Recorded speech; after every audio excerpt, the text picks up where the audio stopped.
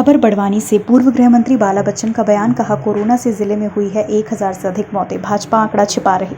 राज्यसभा सांसद द्वारा oxygen plant के लिए जारी की 25 लाख रुपए की निधि पर फिर उठाया सवाल। बड़वानी पूर्व गृह मंत्री बाला बच्चन ने आज राज्यसभा सांसद को फिर आड़े हाथ लिया। बच्चन ने कहा, राज्यसभा सांसद द्वारा कोरोना काल में ऑक्सीजन प्लांट के लिए 25 लाख की निधि से देने का वादा किया, जिसके बाद मैंने जिला क्राइसिस मैनेजमेंट कमेटी की बैठक में मुद्दा उठाया था कि 36 दिन होने के बाद भी प्लांट का अता पता नहीं है, जिसके बाद भाजपा द्वारा जगह जगह मेरे पुतले जलाए गए। लेकिन फिर भी पूछ रहा हूं, ऑक्सीजन प्लांट कहां है?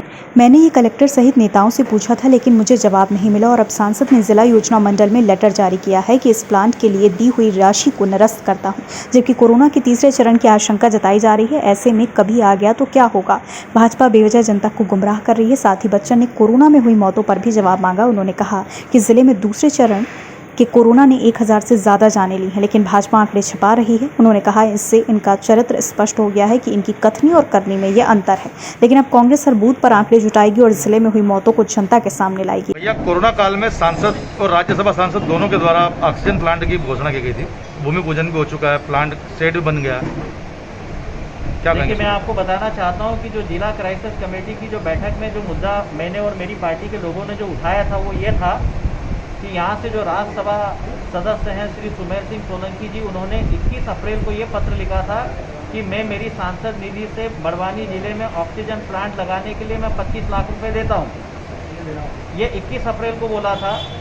लगभग 35 से 40 दिन बीत जाने के बाद मैंने जिला क्राइसिस कमेटी की बैठक में मैंने इस मुद्दे को उठाया था कि आज 35-36 दिन हो गए हैं और आपके ऑक्सीजन प्लांट का कहीं भी अता पता नहीं है और न आपके लेटर का अता पता है। और उस समय बड़वानी जिले में मैं समझता हूं कि ऑक्सीजन की कमी के कारण काफ़ी लोगों की मौत हो गई। लगभग बड़वानी जिले में ये कोरोना के सेकंड फेज में लगभग 1000 से ज़्यादा लोगों की मौत हुई। तो मैंने ये मुद्दे को वहाँ उठाया था। उसके बाद में मेरे उस मुद्दे को उठाने के बाद सुमेर सिंह जी ने और गजेंद्र सिंह दोनों सांसदों ने और भाजपा के जिलाध्यक्ष और भाजपा के लोगों ने मेरे जगह जगह पुतले जलवाए थे। मैं आज भी सुमेर सिंह सोलंकी से और भाजपा से और सरकार से, जिसमें मैंने कलेक्टर से ये प्रश्न किया था उस समय कि वो ऑक्सीजन प्लांट वाला लेटर कहाँ है और वो राशि कहाँ है और कब तक ऑक्सीजन प्लांट लग जाएगा, उस समय मुझे प्रॉपर जवाब नहीं मिला था। इसलिए मैंने प्रेस नोट में ये बात, एक प्रेस नोट भी मैंने बना कर दिया था और ये बात मैंने कही थी कि अगर इस तरह से ऐसे लेटर लिखते रहोगे और ऐसी राजनीति करते रहोगे और सरकारी मीटिंगों का अगर भाजपाकरण करते रहोगे तो कोरोना से जो मौतें हुई है उन मौतों को रोक नहीं पाओगे। आगे तीसरा फेज जो आने वाला उसके लिए भी आप उसको रोक नहीं पाओगे।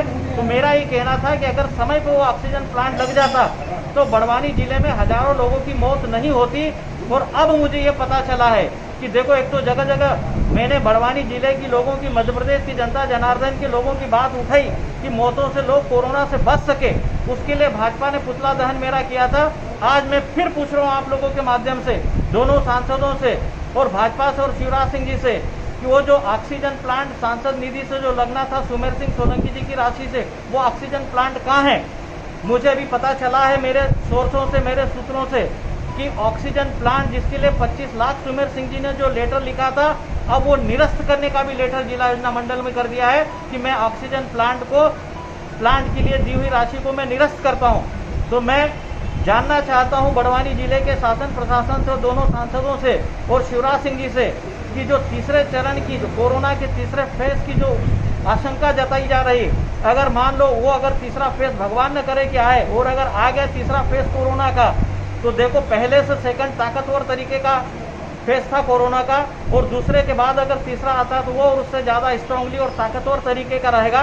भाजपा अगर इस तरह की ही भाजपाकरण करती रही सरकारी मीटिंगों का और ऐसे ही पत्र देकर निरस्त करते रहे, तो मुझे नहीं लगता है कि ये गंभीरता से और सीरियसली ये सरकार लोगों को बचाने के लिए ले रही है। तो जितनी भी जो जाने गई उन जानों का हिसाब भी ये दे और उसके बाद वो ऑक्सीजन प्लांट वाला जो लेटर निरस्त क्यों किया है, जिसको हमने उठाया था और हमारी बात उठाने के बाद हमारे और कांग्रेस पार्टी के लोगों को उनके पुतले जला रहे हैं, ये आज मैं आपको बताना चाहता हूं कि भाजपा का चरित्र स्पष्ट सामने आ गया है और ये उजागर आ गया है कि उनकी कथनी और करनी में कितना अंतर है। ये मैं अभी आप लोगों को बता रहा हूँ कि लेटर लिख दिया है निरस्त करने का और ऑक्सीजन प्लांट सुमेर सिंह जी ने निरस्त करने की जिला योजना मंडल में लेटर आ चुका है। क्या आकलन लगता था आपको, जिले में कोरोना से मौत का आंकड़ा क्या होना चाहिए? 1000 से ऊपर। मैं आपको बताना चाहता हूं, हम लोगों ने भी कांग्रेस पार्टी के हमारे सभी पदाधिकारियों ने जो हमारे सेक्टर के, मंडलम के, ब्लॉक के और उसके बाद हमारे जिले के जो पदाधिकारी है, आम हमारे जो कार्यकर्ता है, सभी बूथों पर हम लोगों ने एक फॉर्मेट भी बनाया है और उस फॉर्मेट में हम लोग जानकारी भी ले रहे हैं। बड़वानी जिले में मैं आप लोगों को बता रहा हूं कि सेकंड फेज में 1000 से ज़्यादा लोगों की मौत हुई है और मध्य प्रदेश में आदरणीय हमारे नाथ साहब ने जैसा जो बोला 1 लाख से अधिक, बिल्कुल 1 लाख से अधिक मौतें हुई है। ये गवाह है शमशान और कब्रस्तान।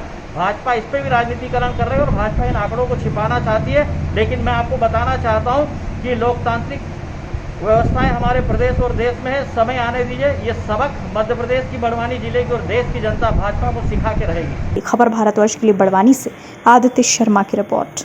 अपने शहर, अपने प्रदेश की ताज़ा खबरों के लिए लाइक करें, शेयर करें, सब्सक्राइब करें और हाँ, बेल आइकन दबाना ना भूलें, क्योंकि खबर हमारी, फैसला जनतंत्र का।